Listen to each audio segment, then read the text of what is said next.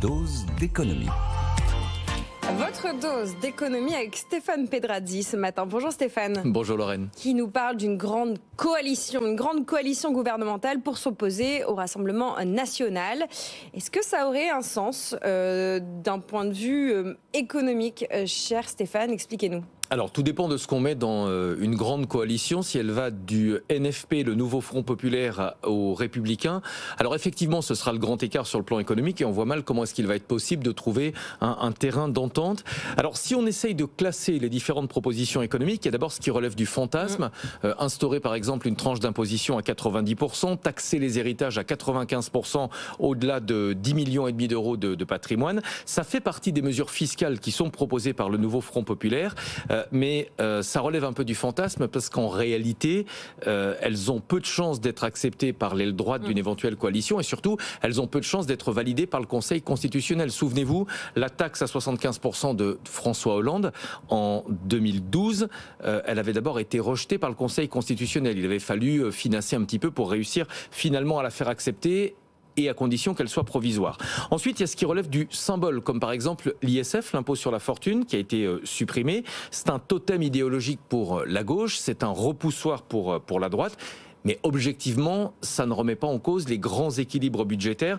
Avant d'être supprimé en 2018, l'ISF rapportait jusqu'à 5,5 milliards d'euros par an. L'IFI qui l'a remplacé rapporte un peu plus de 2 milliards d'euros. Donc la différence entre les deux, c'est de l'ordre de 3 milliards d'euros au doigt mouillé, ce qui est, c'est vrai, relativement modeste à l'échelle de l'État. Et même si le NFP veut mettre en place un ISF beaucoup plus important, on est plus dans le débat idéologique que vraiment dans le sujet économique de fond qui changerait la donne sur les finances de l'État. Bon, dans tout ça, il y a aussi les gros dossiers, les gros sujets, notamment ce qu'on peut appeler les réformes structurelles. Voilà, ceux qui changent tout en fait. Réforme des retraites, réforme de l'assurance chômage. Là, on est sur un grand écart économique avec des positions qui paraissent vraiment irréconciliables. Le NFP veut revenir à la retraite à 60 ans avec 40 annuités et à taux plein, c'est-à-dire en gros revenir à la situation de 2010, mais le coût de cette mesure serait considérable. On n'arrive même pas à la chiffrer en fait avec certitude. L'Institut Montaigne nous parle d'une estimation moyenne à 70 milliards d'euros à l'horizon 2027. Estimation moyenne parce qu'en fait la fourchette va de 36 à 123 milliards d'euros alors qu'on n'a aucune marge de manœuvre budgétaire. Donc on sait très bien que sur ces questions-là, ce sera vraiment impossible de trouver un terrain d'entente entre l'aile gauche et l'aile droite d'une éventuelle coalition. En revanche, et je vais terminer sur une note peut-être plus positive, mais il y a un certain nombre de sujets sur lesquels il peut y avoir un consensus, notamment sur l'indexation des salaires sur l'inflation. En France, il n'y a que le SMIC pour l'instant qui est indexé sur l'inflation. Les économistes sont à peu près tous d'accord pour pouvoir financer les hausses de salaire. Les entreprises vont devoir augmenter leurs prix et une telle mesure, si on indexe tous les salaires, ne pourrait que alimenter l'inflation. Donc la question, c'est de savoir où est-ce qu'on place le curseur. Oui. 1,5 fois, 2 fois, 2,5 fois le SMIC.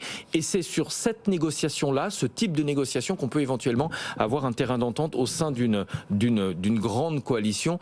Mais dans tous les cas, on sait que sur le terrain économique, je ne vais pas vous apprendre grand-chose, ma chère Lorraine, ce sera évidemment très très compliqué de mettre d'accord de LFI, ou en tout cas du NFP, jusqu'aux Républicains.